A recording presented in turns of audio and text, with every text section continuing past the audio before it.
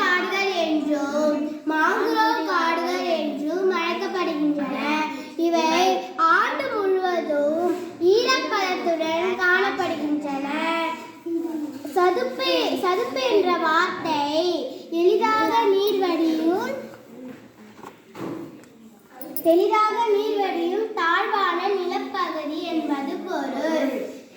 இவை கடற்கரை பகுதிகளிலும் ஆற்று படுக்கைகளிலும் காணப்படுகின்றன. தமிழ்நாட்டில் சிதம்பரத்தில் உள்ள